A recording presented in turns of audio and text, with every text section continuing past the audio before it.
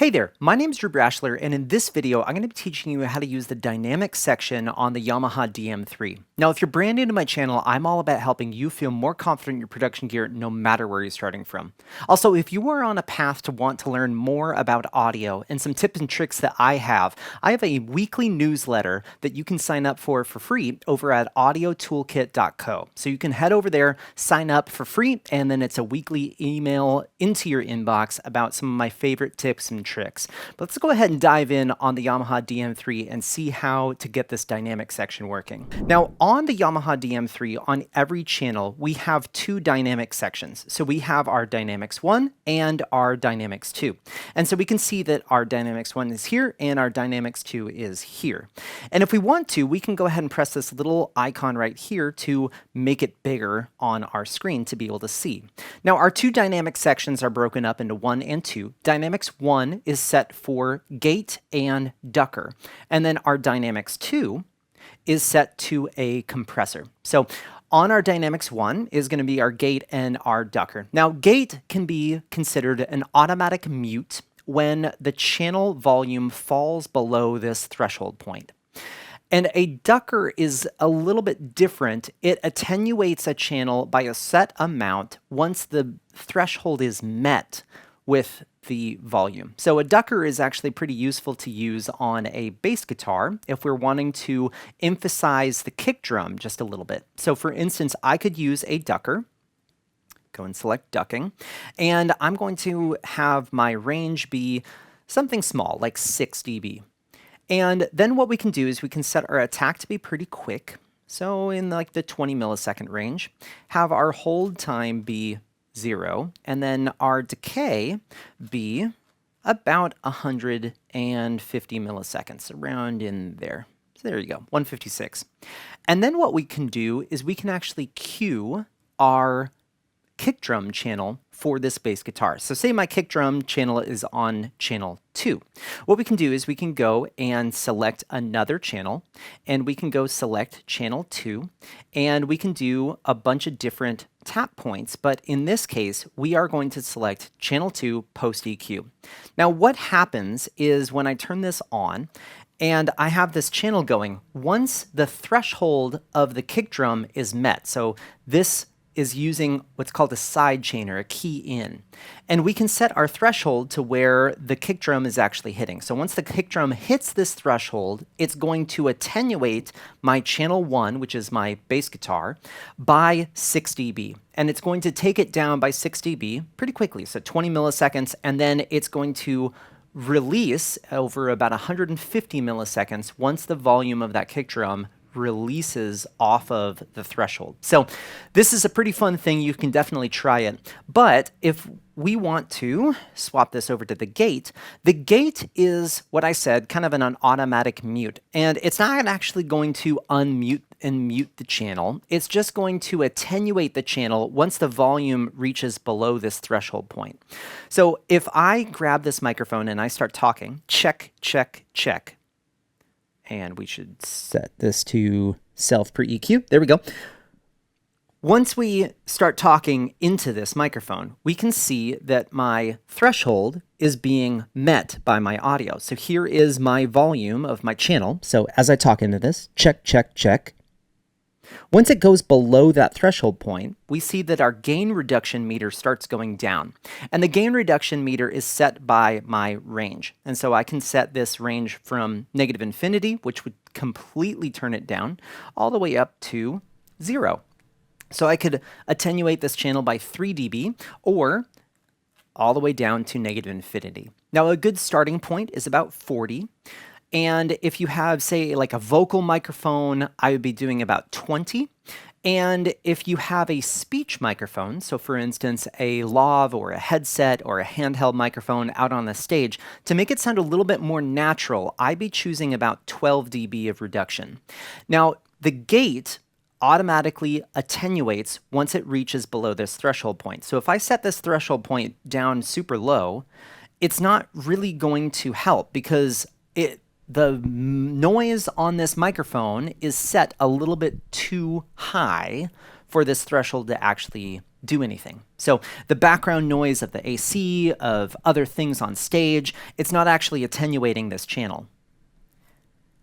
But if we take this threshold point and set it above the noise level, so about right here, then we can see that I would have to go and actually talk into this microphone for the gate to open up and release that gain reduction. So here we go. Check, check, check. And so I'm going to go ahead and mute my headset microphone so we can just listen to this microphone. So here we go. We have this microphone and we have this gate set, so it attenuates my channel by 12 dB every time I stop talking. Now, if I take this and take my range all the way down, then we can see and hear that it's completely cutting out, that there's no background noise or anything. Now, if I take this and take it back up to maybe 3, we can hear that there's still a little bit of background noise.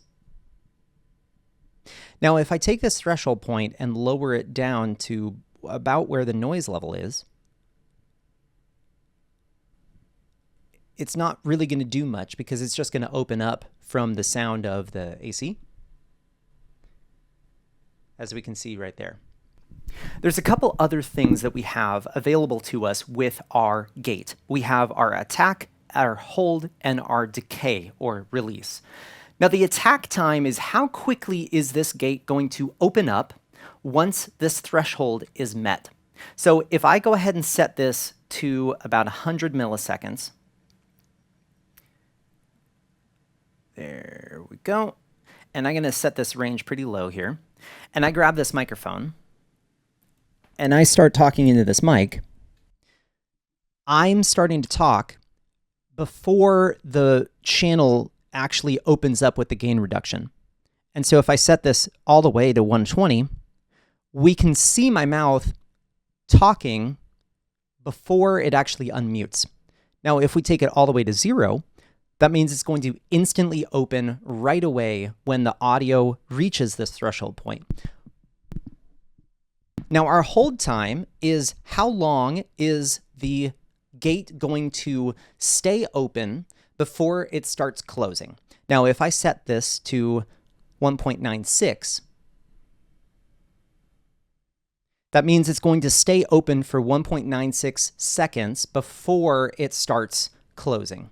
And if I set this all the way to 0.2, then it's going to instantly close once our threshold point is met on the way back down. Now, our decay is actually how long it takes for the gate to close completely. So if I take this range all the way down and I set this decay to 3.34 milliseconds, we can see that this gate is instantly closing every time I stop talking. It is very quick, and we can hear a little bit of digital distortion that's happening because of the way that this gate is functioning. Now, likewise, if we take it and set it to 1 second, it's going to take 1 second for the gain reduction to fully close down when I'm not talking.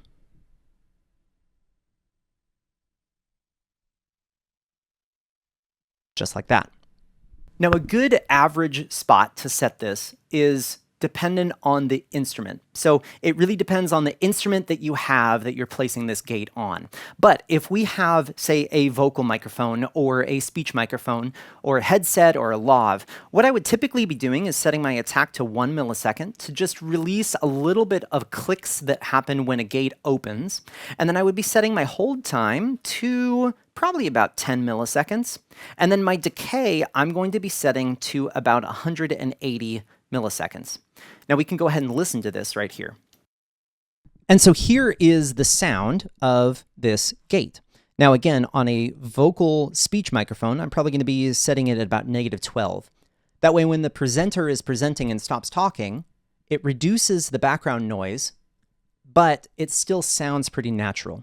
Now if I set my decay time faster, I'm going to start missing some of the ends of my words, especially if I'm a very dynamic speaker and I get kind of quieter when I get towards the end of my words, and we can see that this gate is closing when it shouldn't. So at that point, we would need to adjust the threshold. But For a kick drum or an instrument, if you're looking just for more of an automatic mute when the channels are not being played, it just kind of closes down and removes the background noise of your entire mix, then what I would do is I would set my attack to either 1 or 0. I'd set my hold time to about 150 milliseconds. And then I would set my decay to about 1 second. And so what this does is, my range, I would go ahead and set to about -40. And so what this does is once your instruments are done playing, if you don't mute it right away, then the instrument will automatically have the gate start reducing its sound about a second and ish later than when they stop playing, which is great. Now the next section that we have is our Dynamics 2. So I'm going to go ahead and turn off my gate here and go over to my Dynamics 2 section, which is the next section down here on the left. And we can activate it just by selecting Dynamics 2. Now Dynamics 2 is going to be a compressor. Now a compressor works by once the volume of a microphone, like this microphone, reaches a certain threshold, it's going to start attenuating or turning down the volume by a certain amount. And so what we can do is we can set this threshold, and I'm just going to go ahead and set this threshold to -18. And I'm going to set this ratio to 2.1, or 2.0 to 1. So this is a 2 to 1 ratio is what it's called. And so when the volume of this microphone channel starts reaching the point of this threshold at -18, then the compressor is going to start reducing the amount of volume that it has. So let me go ahead and turn this microphone up. Check 1, 2. Check 1, 2. Here it is with it off. Check 1, 2. Check 1, 2. So we can't really notice too much of the sound of this quite yet. Now what this compressor is doing is it's turning down the volume of this channel, adding gain reduction once this channel volume reaches this threshold point. And that's set by the ratio. So a ratio of 2 to 1 means that for every 2 dB above our threshold of -18, the output is going to be 1 dB louder. So 2 dB above -18 means that it's going to be 1 dB above -18. If we go 4 dB above -18, it's going to be 2 dB louder. And if we go 6 dB above, then it's going to be 3 dB louder than our -18. Now if I set this ratio to 4 to 1, then for every 4 dB above my threshold point, it's going to output 1 dB hotter. So it means that at 8 dB above, it's going to be 2 dB louder. Now, if we then set this ratio to 10 to 1, this is what we start getting into limiting territory. So a limiter is something that very much limits the dynamics of this sound. So at a 10 to 1 ratio, every 10 dB above this threshold point, it's going to have the output be 1 dB above the threshold point. And then we can take our ratio all the way to infinity to 1, which would be a hard wall limiter, meaning that it would have to be infinity above for it to be 1 dB louder. And so this is what we call a hard wall limiter. Now, for a speech type of microphone, I'd be selecting a 3 to a 5 to 1 ratio, depending on how dynamic of a speaker it is.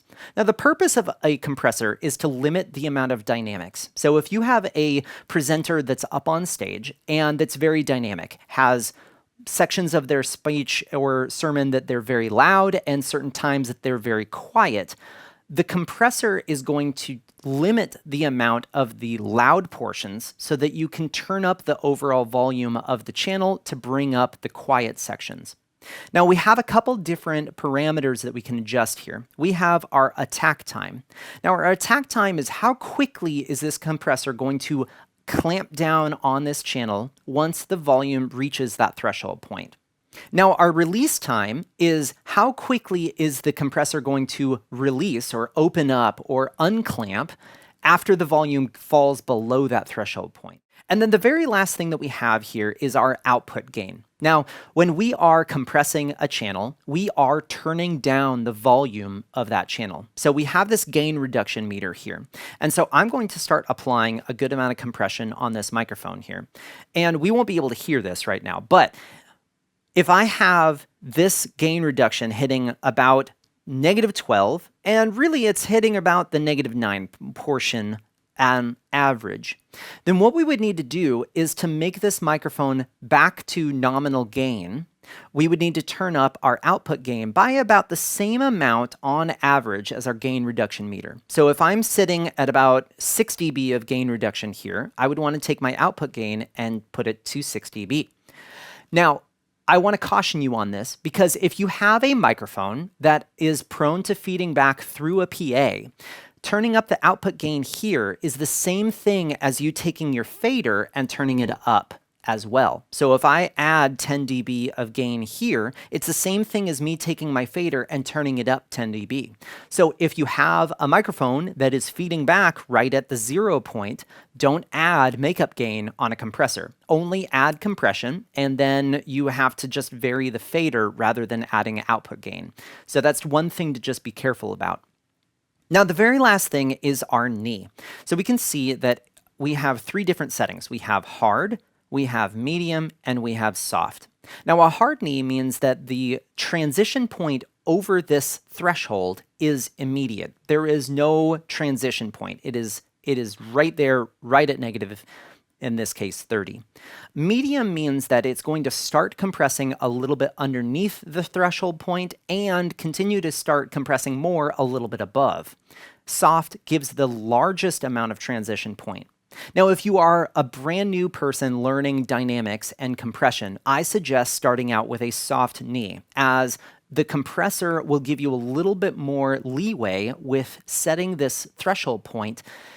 And if you don't nail the threshold point exactly, the soft knee will be a little bit kinder to you with setting our compressor. So I always set a soft knee for any beginning audio engineers that haven't figured out compression quite yet. Now, the other benefit of having a soft knee is if the volume of the musician is kind of all over the place, your compressor is still going to compress even if they're a little bit quieter than their normal volume. And so with our microphone, we want to be able to set our preamp gain right about -18. So check, check, check. We can see that this is a little bit hot. So I'm just going to bring this down. Check 1, 2, check 1, 2. Perfect. And so I'm going to go ahead and bring this channel up, and we can start playing with our compressor. Check 1, 2. And so we are only hearing this microphone now. I've muted my headset. And so as I bring in this threshold point, we will start hearing me get quieter and quieter because my gain reduction is doing a lot here. So we can see that if I have my gain reduction here at -12, I would want to add output gain to get this back up to the point where it is in the gain reduction. And then we can see that if I take this compressor out, it is close to the same volume as when the compressor is in. Check 1, 2. Check 1, 2. So we can see that those are the same volume. Now, with a compressor in, I can adjust my attack and release times. So with a faster attack, it means it's going to be starting to take off some of the beginning portions of my words faster. Or if I have this set to a slow attack, a lot of my words of the beginning is going to go through, and then the compressor is going to start compressing on the latter portion of my words. So with a speech microphone, a good example of an attack and release time would probably be about 18 milliseconds. I would do this as well for a vocal microphone. Anywhere between 15 and 25 is generally my attack time for a speech or vocal microphone. My release time for a speech microphone is going to be about anywhere between 80 and 115, and that would be the same for a vocal microphone. And then with my gain reduction on my ratio for speech, I would be setting it to about 3. And then I would be targeting about 3 to 6 dB of gain reduction here. So right about here is right where I'd be sitting, and we would add a little bit of gain reduction back in. That way, if we take out the compressor, it's still the same volume as with the compressor in. So for a speech headset, lav, this is about the compression that I would be running. Unless you had a speaker that was very dynamic, got very loud in some portions of their talk and then very quiet, then I'd be taking my ratio up to a 5:1.